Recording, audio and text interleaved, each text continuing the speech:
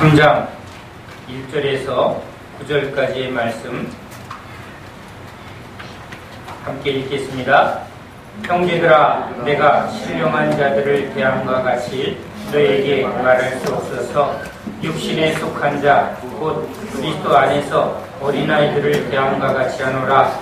내가 너희를 젖으로 먹이고 밥으로 아니하였느니 이는 너희가 감당하지 못하였음이거니와 지금도 못하리라. 너희는 아직도 육신에 속한 자로다. 너희 가운데 시기와 분쟁이 있으니 어찌 육신에 속하여 사람을 따라 행함이 아니리요. 어떤 이는 말하되 나는 바울에게라 하고 다른 이는 나는 아볼로에게라 하니 너희가 육의 사람이 아니리요. 그런즉 아볼로는 무엇이며 바울은 무엇이냐? 그들은 주께서 각각 주신 대로 너희로 하여금 믿게 한 사역자들이니라. 나는 심었고 아볼로는 물을 주었으되 오직 하나님께서 자라나게 하셨나니 그런즉 심는 이나 물주는 이는 아무것도 아니로되 오직 자라게 하시는 이는 하나님뿐이니라. 심는 이와 물주는 이는 한 가지이나 각각 자기가 일하는 대로 자기의 상을 받으리라. 우리는 하나님의 동역자들이요 너희는 하나님의 밭이요 하나님의 집이니라. 아멘. 할렐루야.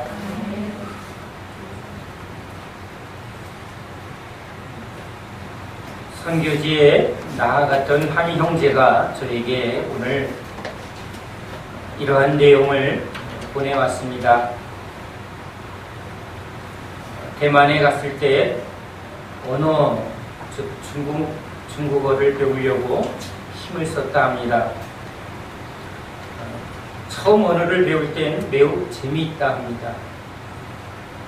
기본적인 언어, 쉬운 일상 언어, 얼마예요? 안녕하세요? 이런 기본적인 언어를 주고받으면 뭔가 통하는 것 같아서 매우 즐거웠답니다. 그리고 기본적인 그 언어를 배워서 또 길에 나아가서 사람들에게 그것을 이렇게 사용하고 또 그것이 좀 통할 때 어찌 그리 좋은지요. 그런데 몇 년이 지나면 이제 진짜 그 사람들하고 대화를 하고 마음을 나누고 또 진짜 우리가 전하고 싶은 복음을 바르게 전하기까지 언어 습득을 해야 되는데 그런 기본적인 일상 언어만 배우고 나서 이제 진짜 해야 될 그런 깊은 언어를 안 하게 된다는 것입니다. 그 형제뿐만 아니라 많은 선교사님들이 선교지에서 그렇게 통역이 없으면 복음을 전하는 일은 통역을 통해서만 하고 기본적인 생활 언어, 쇼핑하고 물건 사고 기본적인 자기 필요를 주고받는 아주 기본적인 언어 그거밖에는 못하는 선교사님들을 많이 보게 되죠. 그런데 그 형제가 그것을 되돌이켜 보면서 주님하고도 우리가 기본적인 필요, 이거 주세요, 이거 해결해 주세요 라는 기본적인 언어만 통하고 진짜 주님하고 나누어야 할 깊은 대화, 진짜 대화는 못하고 있는 자기 신앙, 그것을 저에게 고백을 합니다. 수십 년 영어를 배웠는데 hello, thank you, okay, how much 이런 기본적인 언어 그것만 할 수 있고 진짜 자기 마음을 상대방이 뭘 말하는지를 주고받는 그런 대화를 하지 못하는, 그러니까 진짜는 영어를 하지 못하는 우리의 지금 영어 실력, 이것이 우리 그리스도 예수 안에 있는 초보 어린아이 신앙이 이러한 단계에 있는 것이죠. 주님을 믿되 자기의 문제를 해결해 달라고 주여 나를 구원해 달라고 주님께 부르짖고 주님께 구하고 이러한 단계는 열심을 내는데 주님의 마음을 알고 주님과 서로 깊은 얘기를 주고받는 뜻과 정성과 그 중심을 나눌 수 있는 마음이 합한 신앙, 이것을 하는 데까지 자라나야 되는데 자라나지 못하는 그것이 오늘 우리들의 신앙의 문제가 아닌가 생각을 합니다.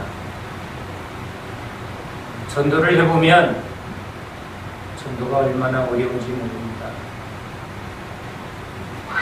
전도가 힘든 것을 알면서 제가 또 하나 고백하는 것은 그렇게 힘들게 교회에 온 사람 중에 또 그 힘들게 온 사람 중에 하나님 앞에 열심히 나아가는 그 다음 신앙으로 나아가는 것도 어렵고 그렇게 나아가는 사람 중에 진짜 열매 맺는 자가 얼마나 적은가라는 것을 생각할 때 신앙은 참으로 우리 힘으로 되는 게 아니라 하나님의 참적인 은혜 아니면 될 수 없구나라는 것을 다시 한번 깨닫게 됩니다. 그래서 성경은 제자도를 말합니다. 제자도란 스승을 따르는 사람들만이 제자도의 진수를 할 수 있습니다. 제자는 말합니다. 스승이 나를 이렇게 가르쳤다. 스승이 나를 이렇게 인도했다. 스승이 나를 이렇게 바꾸어줬다. 내가 바꾼 게 아니라 스스로 바꾼 게 아니라 이것은 내가 독학한 게 아니라 내 열심으로 한 게 아니라 스승을 따라갔더니 스승이 자신의 모든 것을 나에게 넘겨줬다. 그래서 제자도입니다. 오늘 제자도의 세 번째 시간,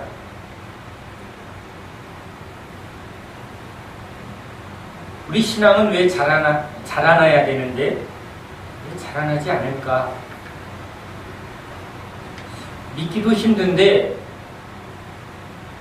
세상에서 이 하나님을 믿는 이 교회 안으로 들어오는 것이 너무 힘든 것을 보게 되는데 교회 안에 들어와서도 이 안에서 진짜 믿음의 길을 달려가는 사람이 많지 않은 것을 또 보게 됩니다. 교회 안에 이미 들어와 있는 우리들에게 믿습니다 하고 주님 앞에 나온 우리들에게 지금 바울 사도를 통해서 어린아이의 머무는, 즉 자라나지 않는 그 신앙을 경고하고 있습니다. 오늘 우리 모두의 심각한 고민은 안 믿는 게 아니라 그 믿음이 계속 자라나는 믿음으로 건강하게 서지 않는다는 게 우리의 문제입니다. 살았으나 죽은 자로다. 믿음은 믿음인데 이게 죽은 믿음이 있고 믿음은 믿음인데 자라나지 않아서 지금 병든 믿음이 있다. 주님이 주시는 믿음은 건강한 믿음이고 잘 자라는 믿음이고 열매 맺는 믿음인 줄 믿습니다. 우린 답이 예수님이라는 것을 압니다. 그런데 예수를 믿는 우리들에게 왜 이러한 일이 있을까?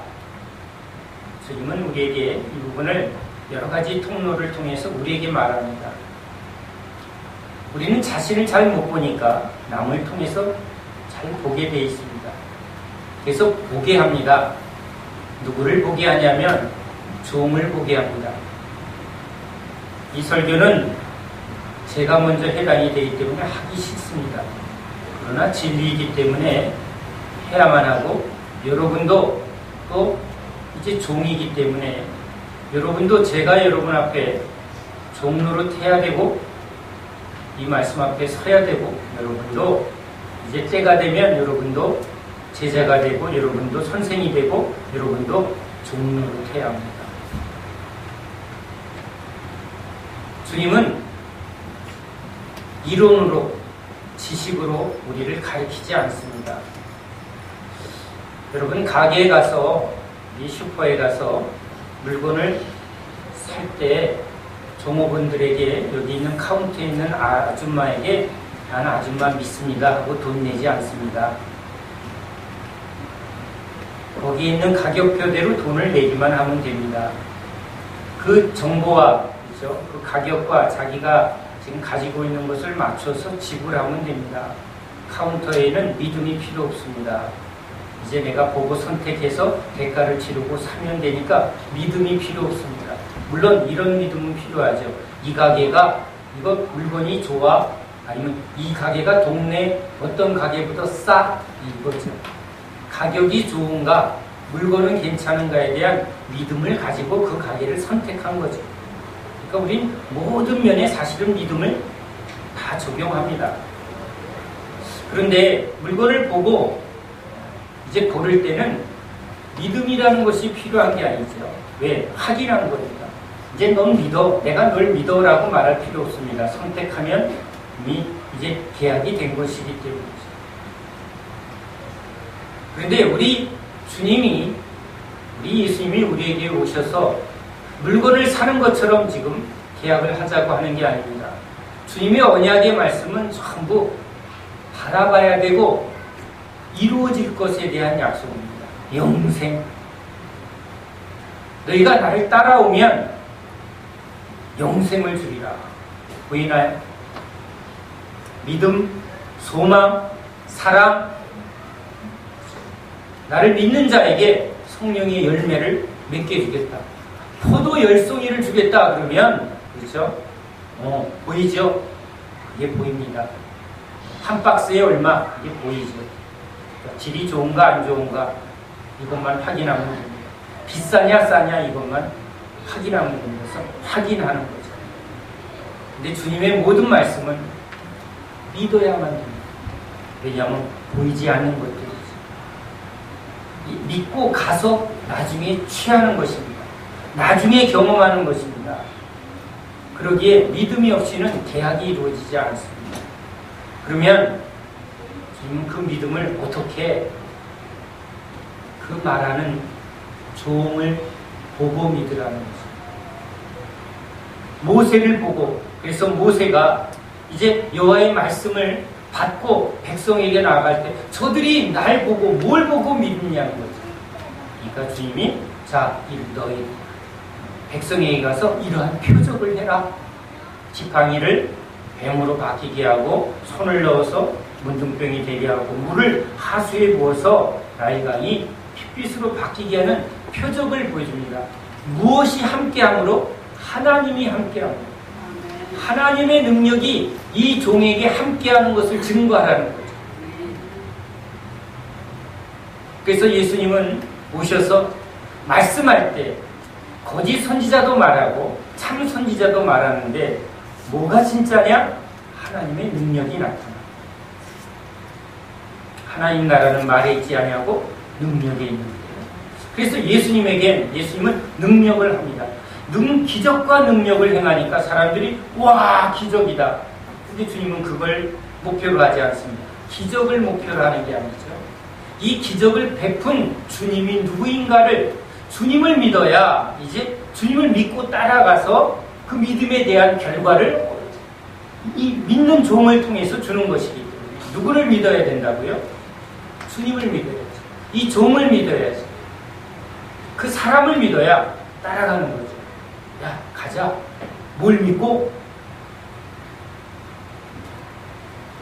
지금 돈 줄게. 이건 믿음이 필요 없죠. 왜? 지금 돈은 뭘? 그러니까 예수님이 기적을 행할 때도 주님이 당신이 누구인가를 알게 하려고 기적을 행합니다. 사람들은 기적을 보고 그 기적만을, 현상을 봅니다. 그러나 주님은 기적을 행하면서 내가 누구인가를 나타내는 거예요. 사도들이 기적을 행합니다. 와, 기적을 행했다. 바울이 죽은 자를 살렸다. 이야, 저 사람은 스메, 힘에, 와, 저 사람은 그리스 로마 신화에 나오는 그런 위대한 신이구나 그랬더니 아닙니다. 여러분, 이것은 내 안에 계신 예수님이 하신 것입니다. 이 기적을 통해서 바울은 자기가 누구라는 것, 살아계신 주님이 나를 택하여 여러분에게 보냈다. 지금 한 일은 내가 한 게 아니고 주님이 한 것이므로 내 말을 믿으라는 거죠. 내가 주님이 보낸 종이라는 거죠. 예수님이 내가 하나님이 보낸 종이다. 내가 하나님의 아들이다. 내가 오병이어를 하는 것은 내 능력을 나타내는 게 아니라 나를 보내신 하나님이 누구인가를 구약에 출애굽해서 이스라엘 백성들을 40년간 광야에서 먹인 그 하나님이 지금 내 기도를 통해서 일하고 있다. 내가 그 하나님이요, 그 하나님이 보내는 하나님의 아들이다. 나를 믿으라. 아브라함이 여호와를 믿으며 아버지가 아들에게 신실하게 약속을 이루니까 아들이 비로소 이젠 약속을 믿는 게 아니라 나는 아버지를 믿어. 아버지는 말하면 틀림이 없어. 예수님이 기적을 행하면서 저 예수님은 틀림없어. 예수님은 그리스도 메시아야. 예수님은 하나님이시, 하나님의 아들이시. 그러면 예수님이 하는 모든 것은 옳으신 거고 그분의 말씀은 진리이고 그분의 말씀은 이루어지는 거죠. 예수를 믿음에 이를 그의 의로 여기시고 아브라함이 여호와를 믿음에 이를 그의 의로 여기시고 누구를 믿어야죠? 하나님을 믿어야 되고 예수님을 믿어야 되고 성령님을 믿어야 되는데 알아야죠. 사도들이 그래서 말씀을 증거하고 성경 공부를 하고 또 기도를 할 때 능력이 나타나는 이 모든 것을 통해서 내가 바로 예수의 종이다. 하나님과 어린 양 예수 그리스도의 종이다. 나에게 권위가 있는 게 아니라 나를 통해서 일하시는 하나님의 권위를 보고 믿으라는 것이죠. 사람을 보고 믿지 마시고 하나님을 보고 믿으세요. 맞습니다. 하나님을 보고 믿어야 합니다. 그런데 우리들을 통해서 그 하나님이 나타나야 믿음이 되죠. 목사를 보고 믿는 게 아니라 목사를 통해서 일하는 하나님을 보고 믿어야죠. 집사를 믿는 게 아니라 집사를 통해서 일하시는 스데반 집사를 통해서 나타나시는 하나님의 능력, 하나님의 은혜, 이걸 보고 믿는 거죠. 저에게도 저를 통해서 하나님이 일하시는 것을 봐야만 합니다. 그래야 제가 하나님이 보낸 종이 맞습니다. 신학교에서 졸업장 받아서 종이 아니라 사람이 안수해서 종이 아니라 하나님이 내가 보낸 종이다. 저 입술에 내 말을 두었다. 종은 자기 말을 하는 게 아니라 보내신 이의 말을 하는 것이요. 자기 능력이 아니라 성령의 능력이 나타나요. 이것은 목사에게뿐만 아니라 예수 믿는 모든 집사에게, 권사에게 나타나요. 스데반 집사에게 성령의 능력이 나타나요. 스데반 집사가 성령을 의지해서 말씀을 증거합니다. 여러분에게 나타나야 될 것은 예수 그리스도입니다. 그게 우리의 믿음입니다. 우리의 구원입니다. 우리의 실체이어야. 제자들이 주님을 따라갑니다. 주님을 따라가지만 아직 제자들은 주님을 나타내지 못합니다. 아직 주님께 보고 배우는 단계입니다. 젖을 먹고 있습니다. 주님이 지금 하나하나 풀어서 먹이고 있습니다. 말씀을 깨닫지 못하니까 비유로 하나하나 깨닫게 젖을 먹이고 있습니다. 그런데 아직 어린 신앙이라 사단의 시험이 오면 넘어집니다. 베드로가 쉽게 넘어집니다. 아직도 능력이 없으니까 기도하다가 잡니다. 깨어있으라 그래도 육신에 집니다. 사단의 시험이 오면 쉽게 그 유혹에 넘어집니다. 육적인 신앙은 사단을 이길 수가 없습니다. 신령한 능력은 나타나지 않습니다. 은사적인, 부분적인 것은 나타나나 아직 초보의 신앙이기 때문에 그렇습니다. 정상입니다. 그런데 그 육의 신앙에서 이제 영적인 신앙으로, 어린아이 신앙에서 청년의 신앙으로 자라나게 하는 일이 주님의 일입니다. 주님은 자라나게 하려고 우리를 인도하시고 가르치고 연단하고 은혜 주시는 주님입니다. 주님께 붙어 있으면, 주님을 따라가면 주님은 자라나게 하고 변화시킵니다.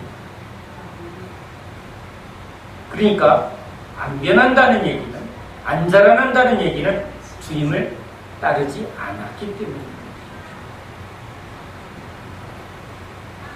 초등학교에 들어간 아이는 야, 이제 초등학교만 다니면 끝이야 라는 아이가 없습니다. 요즘은. 우리 때는 아무 생각 없이 막 신나게 놀았습니다. 놀다 보니까 졸업하네요. 아, 이제 정신 차려야지.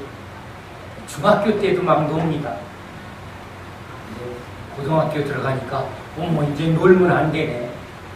그때서야 막 긴장합니다. 근데 요즘은 유치원 때부터 긴장해요. 근데 예수를 믿는 우리는 유치원 때부터 긴장해야 되는 게 신앙입니다. 왜냐하면 하다가 말면 그냥 괜찮은 게 아니기 때문입니다. 그냥 세상은 하다가 말면 고생하면 끝입니다. 그래, 내가 공부 안 했으니까 뭐 고생하는 게 마땅하지. 이러고 그냥 고생하며 살아도 괜찮습니다. 뭐 농사 짓고 말지. 내가 뭐 가방끈 짧은데 뭐 뿔리는 거 있어? 뭐 이러면 되죠. 그런데 신앙은 그렇게 되지 않습니다. 무엇에 문제가 있습니까? 첫 번째, 목표가 없으면 그렇습니다. 한국교회가 가장 치명적인 실수를 한 건 신앙의 목표를 바르게 세우지 않았습니다. 여러분, 예수 믿습니까? 아멘. 구원받았습니다. 끝! 목표가 없습니다. 그리고는 아유, 뭐 구원은 받았고 뭐 상은 좀 못 받으면 어때? 이런 개떡은 맛있기는 하는데 이건 개떡도 아니고요. 완전히 짝퉁입니다. 누룩도 이런 쌍누룩이 없습니다. 이걸 얼마나 오래 먹였는지 체질화됐습니다. 그래서 교회 안에 가장 많이 있는 게 이겁니다. 구원은 받았고, 이런 구원은 가짜 구원입니다.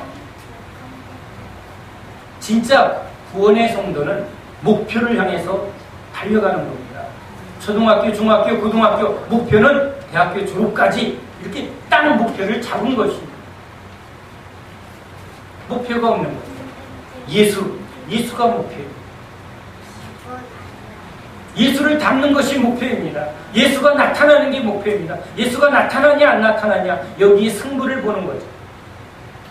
양궁을 금메달 땄습니다. 목표에 정확하게 보고 쏘는 게 저거죠. 좀 틀리니까 얼른 수정하죠. 만약에 여러분 6점짜리 맞으면 뭐라고 그러죠? 망쳤다고. 8점만 맞아도 그렇죠. 9점 맞아야 편안해지고 10점 맞아야 표적에 정확하게 맞아야. 그런데 우리 신앙은 지금 표적이 없이 싸워. 향방 없이 오늘도 걷는다마는 정처 없는 이 발길, 있을 수가 없는 거예요. 표적이 없습니다. 목표가 없는 신앙, 화살을 쏴야 되는데 어디로 쏴야 할지 모르는, 구원은 받았고, 여러분 이건 속지 마십시오. 우리의 목표는 저 10점 만점에 10점 예수 딱 정중하게 해놓고 계속 거기를 향해서 쏘는 겁니다. 그런데 그냥 여기 앞에 뚝 떨어지면 이게 말이 안 되는 거죠. 막 몸을 부르르 떨어야 합니다. 어떻게 이렇게 쏠 수가 있나. 표적 근처에 가도 6점 맞아도 지금 막 갈이 떨려야 되는데 표적의 근처도 못 가요. 그러면 뭘 해야 될지가 정확하다는 거죠. 더 가자. 힘써 가자. 내가 믿음에 힘이 없구나. 그런데 전혀 목표가 없습니다.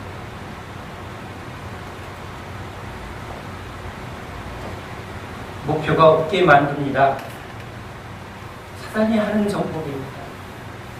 눈을 목표에서 떨어지게 합니다. 활을 쏘는 사람이 목표를 보지 않고 쏘면 맞출 수 있나요? 아닙니다. 사단은 그래서 이단 만드는 게 표적에서 빗나가게 하는 겁니다. 무엇으로? 세상 재미와 즐거움으로 여러분 표적을 벗어나게 합니다. 우리를 세상 것에 마음을 뺏고 시간을 뺏고 물질을 뺏게 만듭니다.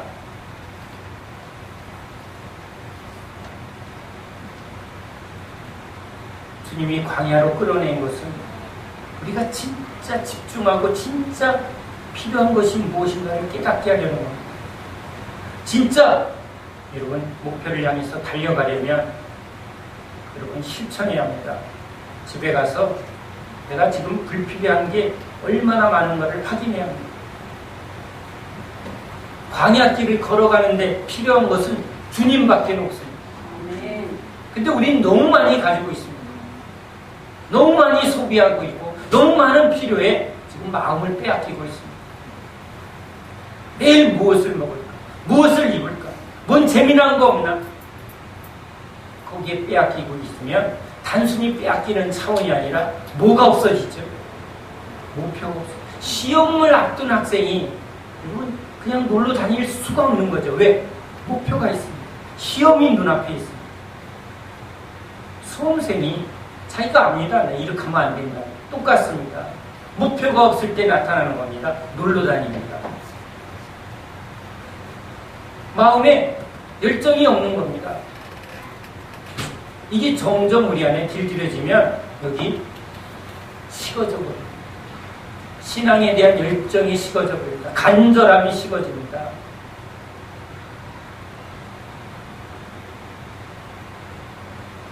자라나지 않는 사람들의 특징은 싸우지 않습니다.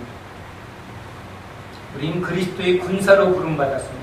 어린아이는 싸우지 않습니다. 주님이 이 어린아이 신앙, 육적인 신앙을 여러분 쓸 수 없는 이유는 우리의 싸움이 혈과 육의 싸움이 아니고 저 하늘의 권세, 영적 싸움에 우리를 하나님이 부르셨기 때문입니다.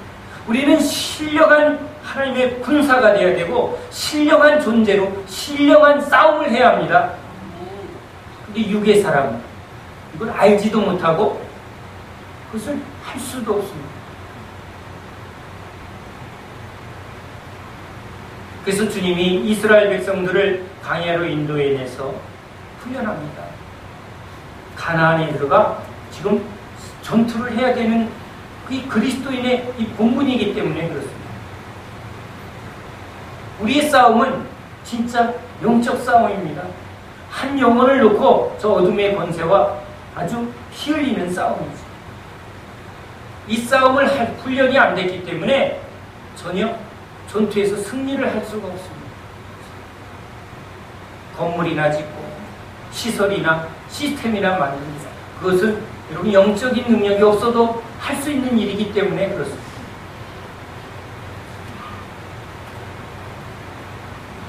싸우지 않으면 이런 현상이 일어납니다. 사단이 와서 콱 넘어뜨리면 날 넘어뜨려? 하고 주님 붙들고 일어나서 너 한번 나랑 싸우자 하고 덤벼야 되는데 넘어진 김에 쉬어가자. 주님! 넘어진 김에 주님 붙들고 그냥 거기서 하소연하다가 잡니다. 잔 김에 그냥 이부자리 피고 거기서 아예 돗자리 피고 놉니다. 그래서 넘어진 김에 아예 거기다가 아주 이렇게 퍼질러서 거기다 아주 그냥 거기다 예배당을 차리는 것과 똑같습니다. 넘어진 곳이 우리가 머무는 곳입니다. 그래서 넘어지는 게 체질이 돼요. 그러면 안진뱅이 돼요. 안진뱅이. 안진뱅이가 보는 것은 금과 은입니다.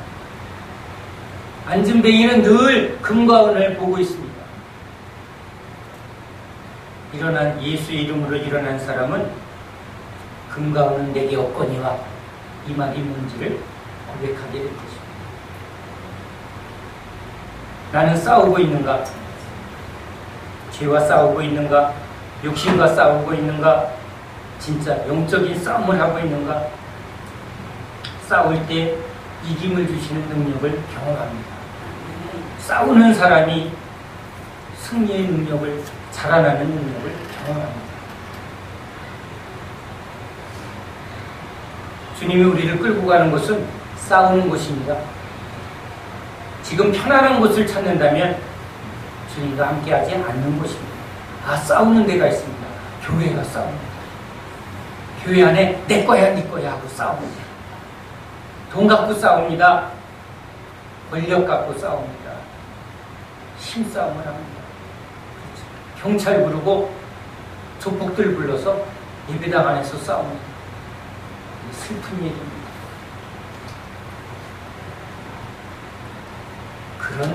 그런 더러운 싸움 안 해도요, 보이지 않는 싸움합니다. 기싸움합니다. 교회에서. 네가 잘났네, 네가 감정 싸움합니다. 여인들이요, 감정 싸움하다가 시험 들었다고 교회 떠난 사람들 참 넘어진 김에 아예 안 와버립니다. 뭘 싸우고 있는 거죠? 싸워야 할 걸 싸우지 않고 다른 데 싸우게 만드는 게 여러분 사단의 정보입니다. 우리 가만히 있으면 심심해서 죽는 사람들입니다. 뭔가를 해야만 합니다.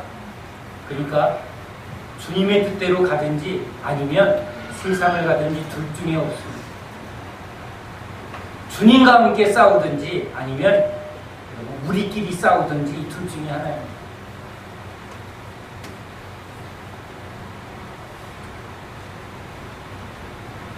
초보에 머무는 사람들, 바로 오늘 젖신앙입니다. 젖은 자신의 노력이 필요 없습니다. 뭐요? 물려주는 대로 빨기만 하면 됩니다. 배고프면 울고 배부르면 자고 젖신앙입니다. 자기의 필요에만 반응합니다. 나 등 따시고 배부르면 아무것도 안 합니다.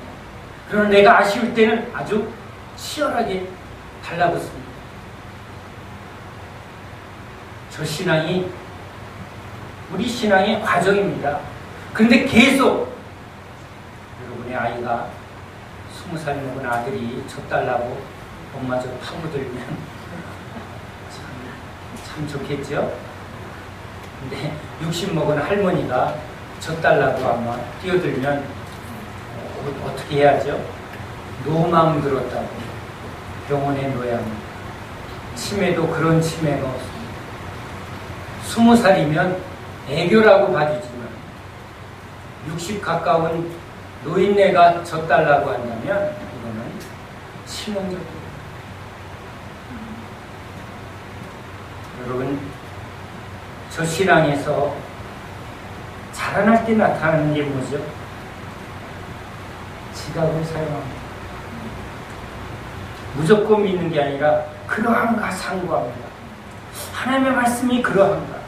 그것이 참인가? 그것이 진리인가? 무조건 믿는 신앙이 아니라 어릴 때는 무조건 믿죠. 주는 대로 믿죠. 그런데 그러한가? 하고 분별하려고 합니다. 내가 가르치려고, 내가 이것을 깨달아 내 것으로 만들려고. 이게 자라날 때 나타나는 현상입니다. 내가 하나님의 말씀을 진짜 지각을 사용해서 분별하고 그것을 바르게 깨닫는가, 내 것으로 소화했는가, 이런 작업을 지금 하고 있느냐. 나는 무조건 믿어요.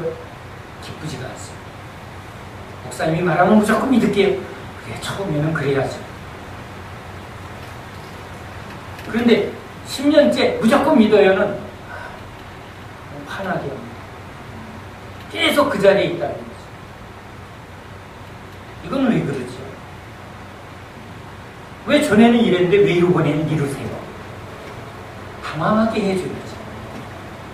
자라나는 아이는 당황하게 합니다. 아이들이 자라나 보세요. 황당한 질문을 합니다. 아니, 예리하게 질문합니다. 우리들을 당황하게 하죠. 오, 그래. 지각을 사용합니다. 하나님은 왜 그러시죠? 의심하면 안 된다고요? 아닙니다. 의심해야 합니다. 그러한가? 의심이 풀릴 때까지 실험해야죠. 진리를 알지니. 내가 진리를 알 때 이렇게 고민하고 그것을 의심도 해보고 그것을 확증할 때 내 안에 흔들리지 않는 게 생깁니다. 그래야 내가 가리킬 수 있는 게 되죠. 나도 의심했는데 이건 이거야. 그게 어린아이 신앙에서 자라나는 과정 속에 꼭 있어야 할 과정입니다. 성경을 보지 않습니다.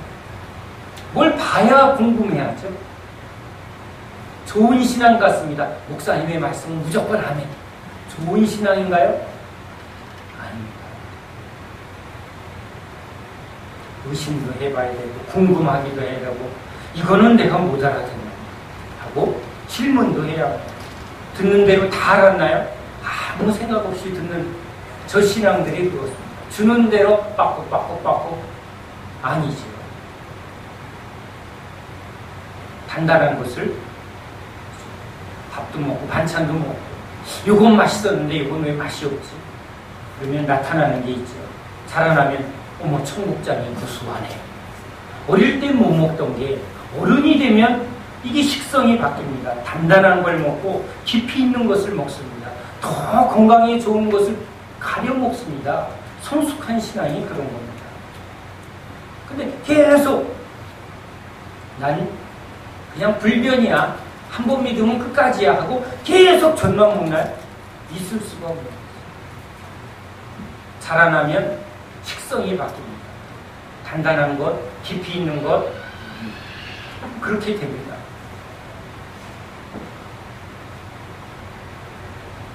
자라나지 않는 사람들의 전형적인 삶의 태도는 분주한 것입니다. 열매 맺는 주님, 그런데 메마른 가지는 자르겠다고 말합니다. 메마른 게 있다니 어떻게 하면 마를까요? 우리 마음이 어떻게 하면 말라질까요? 염려와 걱정으로 주님의 은혜를 빼앗길 때 마르죠. 그렇죠. 염려와 걱정을 이기게 하는 주님 앞에 나아가지 못하고 있습니다. 왜 염려와 걱정이 우리를 지배합니까? 주님 앞에 있는 시간보다 저 세상에서 부딪히는 시간이 더 많으니까 거기서 계속 공격을 받으니까 소진하니까 결국은 메말라버려요. 그래서 사단이 우리 마음을 아주 분주하게 만듭니다.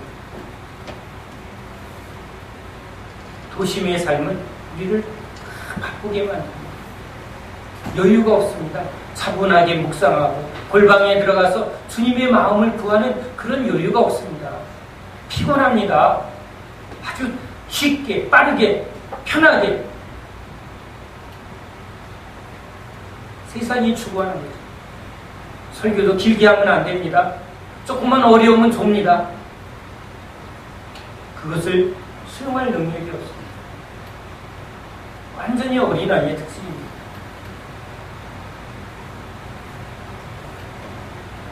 우리 마음을 분주하게 합니다. 쓸데없는 것들을 계속 시간을 뺏어서 거기에 에너지를 다 소진하게 합니다. 우리 남성분들의 얼굴이 예배당에 앉아있을 때 완전히 좀비 같습니다. 무표정한 좀비. 주님의 능력을 너무 믿고 나오나 봅니다. 그런데 진짜 그것이 봅니다. 좀비처럼 앉아있다가 완전히 살아난 것을 봅니다.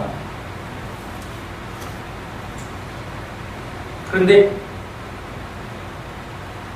주님 앞에 나온 것 같지도 않게 멀리 앉아서 아주 무표정한 얼굴로 앉아있는 사람들, 죽은 사람들. 근데 그것을 하나도 문제로 여기지 않습니다. 못 보면 보고 싶다고. 내 안에 이런 자라남이 없고 깨달음이 없고 깊이가 없으면 부끄러워해야 됩니다. 전혀 감각이 없어요. 이유만 붙듭니다. 뭘 해서 탓하고 변명하고.